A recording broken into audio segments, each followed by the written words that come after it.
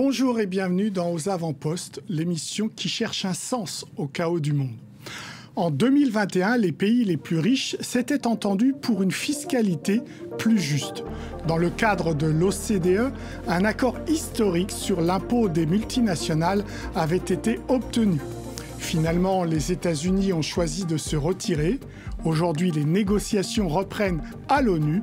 L'occasion de faire le point avec mes deux invités. Riyad Selmani est chargé de plaidoyer justice fiscale à l'ONG CCFD Terre Solidaire et Quentin Parinello, directeur des politiques publiques EU Tax à la Paris School of Economics. Bonjour à tous les deux. Alors, Riyad Selmani, pouvez-vous nous dire aujourd'hui comment sont taxées les multinationales ? Peut-être pour commencer, l'évidence, c'est que les multinationales, en fait, elles sont sous-taxées. Multinationales, aujourd'hui, c'est la grande illusion. Elle est considérée comme un espèce d'ensemble d'entités différentes qui peuvent se faire des transactions entre elles.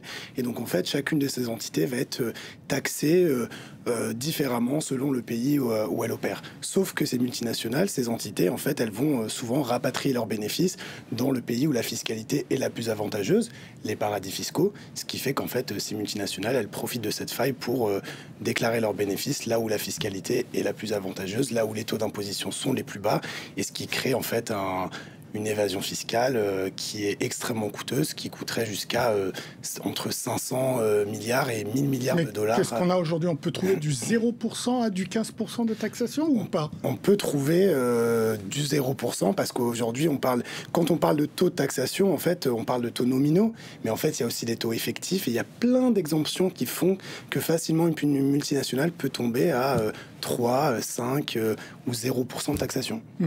Quentin Parinello, on en est où sur ces fameuses négociations qui ont eu lieu à l'OCDE ? Est-ce que vous pouvez nous rappeler ce qu'on a appelé l'accord sur les deux piliers ? De quoi s'agit-il ? Alors, l'accord sur les deux piliers visait à répondre à deux problèmes qui ont été mentionnés par Riyad. Le premier problème, c'est quelque part la distribution des parts du gâteau. Comme c'est facile pour une multinationale de décider où elle enregistre ses bénéfices et donc où elle est taxée, ça veut dire qu'il y a des pays où il y a une activité économique d'une multinationale, une multinationale qui vend des chaussures, qui vend des sites internet, mais il n'y a pas de bénéfices enregistrés et donc il n'y a pas d'impôts payés. Donc premier enjeu, comment on redistribue les parts du gâteau ? Ça, c'était le pilier 1. Ce pilier 1, il est mort-né. Il est mort-né tout simplement parce que pour avoir l'accord sur ce pilier 1, il fallait l'accord des États-Unis. Et dès le début, les États-Unis ont dit « nous, on n'est pas prêt à ce que nos multinationales, elles payent des impôts dans d'autres pays que les États-Unis ».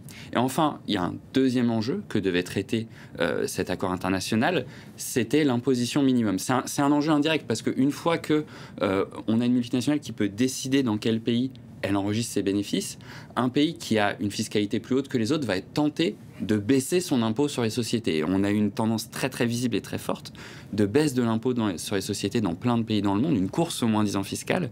Et l'enjeu de ce pilier 2, c'était de dire redistribuer les parts du gâteau bien, mais il faut arrêter que le gâteau il rétrécisse. Donc comment on met en place un taux minimum ? C'est ce fameux taux à 15%, qui a donc été endossé par plus de 140 pays en 2021. Les États-Unis compris ? Les États-Unis compris. Absolument. Alors, il y a plein de problèmes, mais Riyad pourra probablement... 140 pays, on dit 140 pays, mais en fait, c'est 140 juridictions. Tout à fait. Et dedans, il y a les îles Caïmans, enfin, il y a, par exemple, tous ces territoires qui font partie du Commonwealth ou du Royaume-Uni. Donc, en fait, c'est un peu moins que 140 pays. C'est 119 pays. Et si vous voulez, cet accord, il y a plein de problèmes sur lesquels je pense on va revenir. Il avait deux mérites. Le premier, c'était que pour la première fois, on se décidait collectivement d'un taux minimum d'imposition des multinationales. Avant ça, 0, c'était acceptable. À partir du moment où on se dit non, c'est plus acceptable. Et deuxièmement, et c'est très important, et notamment très important pour les discussions qui vont avoir lieu à l'ONU, il y avait un mécanisme qui disait si vous ne voulez pas faire partie de l'accord, vous ne voulez pas taxer vos multinationales, nous, on va le faire à votre place. Et c'était un élément central, et c'est cet élément que les États-Unis ont attaqué en se retirant de l'accord. Alors, on a bien compris, en effet, dans les négociations et dans cet accord historique de 2021 qui avait ces deux piliers, on va maintenant, si vous voulez, écouter Mathias Cormann, qui est secrétaire général de l'OCDE, donc le lieu où il y a eu cet accord en 2021, et il va chiffrer le nombre, enfin, ce que pouvaient apporter ces deux piliers, le pilier 1 et le pilier 2. Vous allez voir, c'est en centaines de milliards de dollars. On l'écoute. In those two pillars, Il y a deux piliers. Il y aura le premier pilier qui réaffectera environ 125 milliards de dollars américains par an sous forme de taxes aux juridictions de marché, ce qui rendra le système plus équitable, en particulier pour ces juridictions qui, par le passé, ont vu des profits sortir de leurs économies vers d'autres parties du monde où ils n'étaient pas imposés. Et bien sûr, le deuxième pilier. Le taux minimum d'imposition des sociétés de 15% devrait générer environ 150 milliards de dollars de recettes supplémentaires chaque année dans le monde. Ces recettes pourront être investies dans les services publics et la restauration des budgets affectés par la pandémie de Covid. Ça en fait des milliards. En tout, ça fait plus de 275 milliards qui ne vont pas tomber parce que l'accord, donc même Biden était d'accord. Qu'est-ce qui s'est passé pour que tout à coup, les États-Unis se retirent ? Alors, plusieurs choses. Déjà, sur le pilier 1, c'est pas de l'argent en plus, c'est de l'argent réaffecté. Donc, c'est pas comme si cet argent n'était pas taxé avant, il était juste taxé dans des pays différents. Le pilier 1, il est mort-né dès le début. Il n'y a presque pas eu de négociation dessus, c'est pas forcément la peine de s'attarder dessus. Sur le pilier 2, qu'est-ce qui s'est passé ? Simplement, l'enjeu, c'était de dire, pour que ça marche un impôt minimum, il faut dire que si vous ne participez pas, quelqu'un d'autre va taxer à votre place. C'est ce principe que les États-Unis de Donald Trump ont refusé. Les États-Unis de Biden étaient OK pour la discussion, mais Biden n'a jamais vraiment eu la majorité pour le faire passer à la maison. Donc, de toute façon, c'était au Congrès américain. Donc, de toute façon, pour l'instant, ça ne passait pas aux États-Unis. Ce qui en découle aujourd'hui, c'est pas forcément le fait que les États-Unis sortent le problème. C'est que les autres pays acceptent de dire si les États-Unis sortent, nous, on ne va pas taxer les entreprises américaines. Et finalement, on crée une exonération, un trou béant dans un système qui était pensé pour résister au chantage des États-Unis. On cède au chantage des États-Unis. Et je verrais même deux autres problèmes en fait dans tout cet argent dont parlait Mathias Cormann. Premièrement, il y a quand même un problème, une injustice flagrante, c'est le fait qu'en fait à peu près 60 à 70% de tout cet argent qui est évoqué va aller dans les pays, donc globalement dans les pays du G7, les pays qui ont les sièges des multinationales, alors qu'aujourd'hui les pays du Sud, c'est les pays qui sont les plus touchés par l'injustice fiscale internationale, qui sont les plus victimes d'évasion fiscale internationale. Premièrement. Et deuxième chose, et quelque chose dont on parle peu, c'est une autre disposition qui a été intégrée dans ce cadre de l'OCDE, qui est un impôt complémentaire domestique, qui en fait donne la priorité aux paradis fiscaux qui enregistrent les bénéfices pour récupérer finalement la différence entre leur taux d'imposition sur les sociétés et ces 15%. Donc en fait, on a seulement créé un système qui va redonner la priorité aux paradis fiscaux pour récupérer des recettes fiscales tout en continuant à tirer les taux d'imposition vers le bas, tout en continuant à alimenter l'évasion fiscale. Moi, je me souviens du débat. Je crois que même le président Biden, il était prêt à aller au-delà de 15% de taxation. Oui, le taux de 15%, c'est pas beaucoup. C'est vraiment pas beaucoup, 15%. De fait, c'est un taux qui est même pas... Nos PME payent plus de taux d'imposition en France que 15%. Donc, c'est pas beaucoup. Il y a des paradis fiscaux comme l'Irlande qui ont des taux effectifs qui sont un petit peu plus bas. On aurait pu aller au-delà. À l'Observatoire européen de la fiscalité, on avait fait des modélisations sur les recettes attendues. Avec 21%, on était entre 12 et 16 milliards. Avec 15%, on était autour de 4 milliards, avec 15% et certaines exonérations qui ont été rajoutées dans l'accord. Derrière, on est à 1,5 milliard en France. On parle de la France, on ne parle pas des pays internationaux où ces effets sont évidemment décuplés. Bien sûr, et puis même... on aurait pu aussi aller à 25%, parce qu'en fait, aujourd'hui, la moyenne de taux d'imposition dans le monde sur les sociétés, c'est 25%. En France, c'est environ 25%. La question, c'est pourquoi une multinationale devrait être taxée moins qu'une PME ou moins qu'une moyenne entreprise ? Alors, justement, donc, on peut signer l'échec des accords de l'OCDE ou pas ? De fait, les États-Unis, en ce moment, ont une telle prise sur l'OCDE qu'on voit mal l'OCDE contredire les États-Unis et revenir vers un accord. Mais à la fin des fins, c'est pas forcément l'OCDE le problème, là. C'est que les autres pays ont décidé de plier au chantage des Américains. Et ce problème-là, il se pose à l'OCDE maintenant. Il va se poser également dans le cadre de l'ONU. Je ne serais pas totalement d'accord. C'est vrai que l'OCDE en elle-même aussi était un problème parce que à la fin, c'est aussi une enceinte dans laquelle tous les pays ne sont pas représentés. Et finalement, cet accord s'est décidé dans une enceinte des pays les plus riches.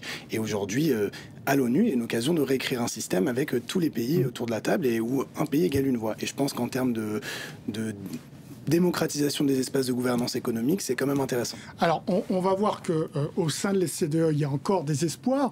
On va écouter, si vous voulez, le ministre allemand des Finances, Lars Klingbeil. C'était en juillet 2025. Il recevait son homologue français, Éric Lombard, ministre de l'économie. Et vous allez l'écouter. Il reste quand même convaincu, ou au moins il a la volonté toujours de taxer les multinationales au moins à 15%. On l'écoute. Concernant la taxation minimale à 15%, le chancelier fédéral et moi-même sommes d'accord pour dire que nous maintenons le taux minimal de taxation mondial et pour tout mettre en œuvre afin que ce projet soit poursuivi. Je peux vous dire que, et je suis sûr qu'Éric Lombard complétera tout à l'heure, nous avons eu d'importantes discussions avec nos collègues américains ces dernières semaines et que nous sommes parvenus à un accord. Nous nous y tiendrons. Il parle d'un accord avec les Américains. Il y a eu un accord, de fait, mais l'accord, c'est de dire on va laisser les Américains taxer les multinationales comme ils le veulent eux, peu importe que ça soit moins ambitieux que le cadre international. Donc dire l'impôt minimum fonctionne toujours parce que nous, on se l'applique, mais on va laisser les Américains ne pas se l'appliquer, quelque part, c'est créer une distorsion de concurrence entre nos entreprises et les Américaines. Je ne suis pas sûr que ça tienne très longtemps. Bon, alors, le débat aujourd'hui, il a repris, mais à l'ONU. Tout à fait. Et il faut aussi dire que ce débat, il est né à l'ONU parce qu'il y a des pays, des grandes économies de pays du Sud, je pense au Nigeria, à l'Inde, au Pakistan, qui ont participé, qu'on a essayé d'inclure dans la discussion à l'OCDE, dont finalement toutes les doléances ont été balayées à l'OCDE et qui se sont dit, mais en fait aujourd'hui on a besoin d'un cadre où on a vraiment une voix. Et donc en 2022, et à partir de 2022, puis résolution après résolution, cette idée est née, a émergé, et puis depuis fin 2024, en fait, on a un vrai processus de convention cadre sur la fiscalité internationale qui est né, qui va être négocié de 2025 à 2027, et l'idée c'est d'aboutir en 2027 à une convention cadre, et donc qui permettrait à la fois de replacer la gouvernance fiscale internationale, donc on discutera des questions de fiscalité à l'ONU, et pourquoi pas avoir derrière des COP de la fiscalité, et surtout réécrire enfin des règles communes et particulières. Quelle différence avec l'accord de 2021 à l'OCDE ? Déjà, les pays qui sont autour de la table, oui, c'est-à-dire aujourd'hui on peut avoir tous les pays autour de la table. Mais par exemple, vous restez sur 15% ou pas ? Je pense qu'il y a une majorité de pays aujourd'hui autour de la table qui veulent aller beaucoup plus que 15%. Mais j'irai plus loin. C'est-à-dire que aujourd'hui, il y a l'occasion à l'ONU de traiter beaucoup plus que cette question du taux, parce qu'en fait, on s'est concentré sur cette question du taux, mais c'est une toute petite partie du problème. Aujourd'hui, il y a, comme j'ai dit au début, la question des transferts de bénéfices, et donc comment est-ce qu'on arrive à un système où on peut taxer les multinationales sur la base de leur activité réelle, là où elles opèrent, mais ce processus à l'ONU, il est bien plus ambitieux que ça. On va y discuter de taxation des plus riches, on va y discuter de fiscalité pour la lutte contre le changement climatique, pour le financement du développement, et on va y discuter aussi de transparence fiscale. Et aujourd'hui, une majorité de notre incapacité à taxer les multinationales comme les plus riches, elle vient aussi de l'opacité financière, l'opacité fiscale, et ça, il faut le régler, et à l'ONU, on a l'occasion de le faire. Quentin Parinello, on peut rebondir là sur le pilier 1, sur le fait que les multinationales payent là où elles bossent ? Ça va être un des enjeux, c'est évident. C'est-à-dire que c'est un des griefs, et Riyad a absolument raison, qui a été porté à l'OCDE, c'est de dire, oui, très bien, quand bien même vous arrivez à avoir un accord, et c'est même pas le cas pour mettre un plancher minimum, si vous ne travaillez pas à la question de la redistribution des parts du gâteau, pour reprendre mon image de tout à l'heure, vous ne réglez pas le problème. Et dans un monde où les BRICS vont représenter une part de plus en plus grande de la production mondiale, ça paraît quand même bizarre d'avoir des règles qui favorisent les pays de l'OCDE et pas les BRICS. Donc évidemment que cette question va être traitée. Est-ce qu'elle va être réussie ? C'est un enjeu immense. C'est hyper ambitieux d'avoir les bases en 2 ans. Moi, je vois 3 à 4 ingrédients pour que ça réussisse. Le premier, c'est les ressources. L'OCDE avait quand même tout un secrétariat bien doté en ressources humaines et financières. Pour les négociations, vous voulez dire ? Il faut des ressources. Il faut des gens qui facilitent le secrétariat de l'ONU, qui facilitent les négociations, mais aussi des ressources financières. En ce moment, à l'ONU, c'est compliqué. Il faut une expertise. Alors, très souvent, on dit oui, l'expertise à l'OCDE, ça a toujours été là. L'expertise à l'OCDE, c'est construite. Elle va se construire à l'ONU. Mais là, on nous demande de construire une expertise en 2 ans.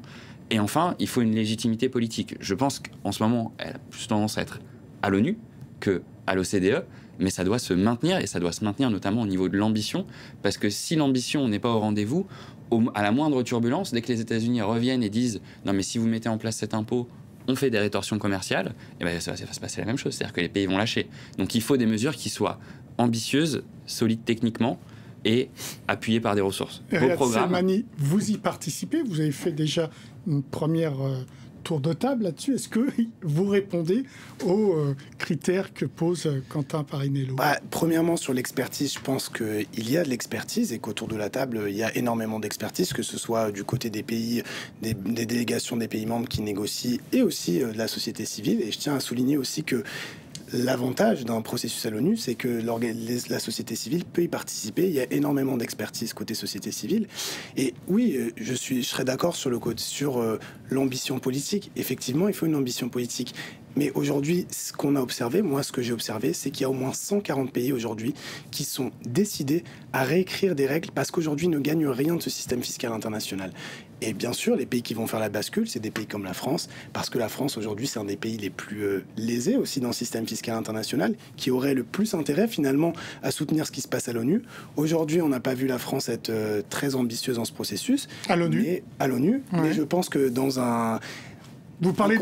Vous parlez de double discours, vous, de la part de la France. Bien sûr, c'est un double discours, parce qu'on voit quand même que la question du manque de recettes fiscales, c'est quand même un des sujets numéro 1 aujourd'hui dans le débat public français. On nous parle de 44 milliards qui manquent. Or, aujourd'hui, l'évasion fiscale des multinationales, c'est presque 30 milliards en France. Je veux dire, aujourd'hui, il y a des solutions qui se discutent à l'ONU pour trouver de manière pérenne des dizaines et des dizaines de milliards, non seulement pour les pays du Sud, mais aussi pour la France et pour tous les pays finalement. Donc la France aurait tout intérêt à soutenir ce processus. Est-ce qu'on est d'accord? Est-ce que les acteurs de l'OCDE qui ont poussé à cet accord historique, vous les retrouvez à l'ONU ou pas? Alors ces acteurs-là aujourd'hui sont autour de la table, sauf les États-Unis. Ah, ils sont pas du tout. Les États-Unis sont sortis de ce processus. On pourrait nous dire, c'est un problème. Et en même temps, ça peut aussi pousser, enfin, et c'est notamment le prix Nobel d'économie Joseph Stiglitz qui en parlait, de dire il faut aujourd'hui que les autres pays du monde se rassemblent pour construire un système où on est capable de mettre la pression sur les États-Unis. Donc, parce qu'on a vu, à l'OCDE, c'était l'inverse. On a créé un système sous la pression des États-Unis pour qu'à la fin, les États-Unis eux-mêmes le torpillent. Peut-être qu'à l'ONU, on aura l'occasion de créer un système où suffisamment de pays sont en accord pour mettre la pression sur les États-Unis pour qu'à la fin, ils puissent s'y conformer. Il y aura deux enjeux finalement. Est-ce que dans les 2 ans, on est capable techniquement de mettre en place des réformes qui peuvent s'appliquer sans les États-Unis? Et la réponse est oui, on a déjà été capable de le faire. Il y a l'expertise technique pour le faire.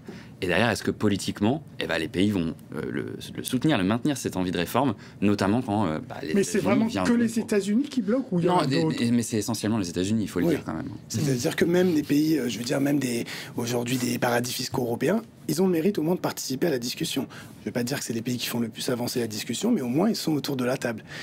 Donc, en tout cas, c'est tous les pays ont... Et d'ailleurs, quand les États-Unis sont sortis avec grand fracas du processus, ils avaient la conviction que plein de pays allaient les suivre. Et finalement, ça s'est pas passé. C'est pas un problème de mêler à la fois la taxation des multinationales et la taxation des grandes fortunes dans la même discussion? Absolument pas. On a des règles fiscales obsolètes. La manière dont ont été pensées les règles fiscales internationales, elles ont plus d'un siècle.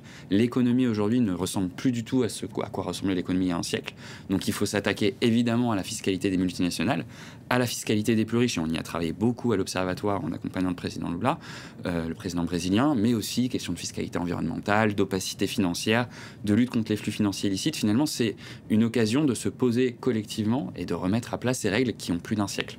Bien sûr, et en plus, je voulais rebondir sur l'expertise, sur les règles techniques. Il faut aussi rappeler que l'ambition de ce processus, c'est de créer un organisme fiscal international et qui permettrait aussi chaque année d'avoir des COP de la fiscalité et justement de discuter de la technique, des différentes règles techniques dans un monde où justement il y a tellement de choses qui évoluent qu'il faut se donner aussi la flexibilité, l'agilité pour pouvoir définir des règles. Et donc c'est surtout aussi des grands principes dont on a besoin et réécrire des principes d'un système comme Quentin l'a dit qui est totalement obsolète. Merci à tous les deux. C'est l'heure de notre rubrique Dans le radar.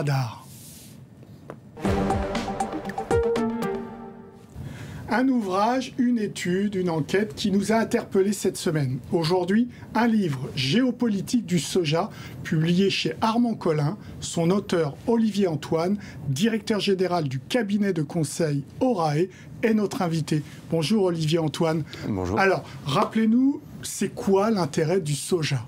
L'intérêt du soja aujourd'hui, c'est de voir à quel point l'agriculture est devenue un enjeu géopolitique. Ouais. Et le soja en est le meilleur révélateur. Les jeux de puissance, tous les enjeux géopolitiques contemporains, la déforestation, le climat, la financiarisation des matières premières, les bouleversements dans nos assiettes, tout ça, le soja en fait le montre, l'illustre, l'exprime. Qu'est-ce que c'est que le soja? On le trouve où? Dans nos assiettes? Dans le bétail?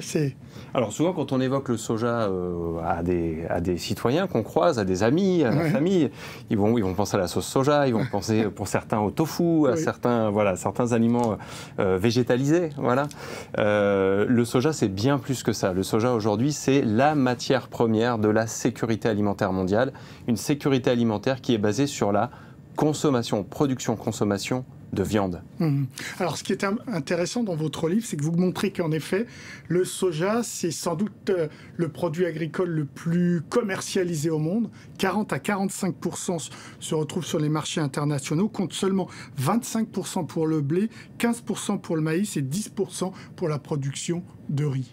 Et il est complètement invisible. Oui. Quand on parle de blé, de riz, de maïs, on sait tous de quoi on parle, on peut aller en acheter au supermarché, on n'a aucune difficulté à s'imaginer de la farine, de la polenta, du pain, bref, un bol de riz, des paysages, tout ça c'est assez ancré dans l'imaginaire de tous les consommateurs. Et pourtant, le soja, c'est celui qui va être au cœur de la sécurité alimentaire, le plus distribué, le plus marchandé sur la planète, et on ne le voit jamais. Vous écrivez pauvre en prestige, mais riche en protéines, et vous écrivez aussi que, hélas, il ne fait pas civilisation comme le blé a fait, comme le riz a fait civilisation en Asie.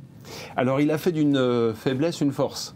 Historiquement, on le voit, le riz, le maïs, le blé, ces trois céréales ont accompagné la construction de beaucoup de civilisations mésoaméricaines, asiatiques. Tout le pourtour méditerranéen s'est nourri du blé. Le soja, lui, il est passé inaperçu. Il faisait partie des grains sacrés pour les Chinois il y a très longtemps. Il a vivoté dans son coin. Et puis, depuis 100 ans, il a justement profité un petit peu de son manque de notoriété pour aller s'imposer discrètement sur les marchés. Et aujourd'hui, alors qu'il n'a accompagné aucune civilisation, je dirais qu'il accompagne la nôtre, actuelle, celle de cette civilisation de la consommation de viande à outrance. En tout cas, il est objet d'une guerre commerciale entre les États-Unis et la Chine. Quand les États-Unis taxent les produits chinois, les Chinois, eux, taxent le soja américain qui était en nombre importé en Chine. Alors, ce qui est fascinant, c'est qu'on a un importateur qui importe plus de 60% de tout le soja dans le monde, c'est la Chine. Donc ça pourrait être une grande faiblesse pour un pays qui veut devenir un hégémon et prendre la place des États-Unis.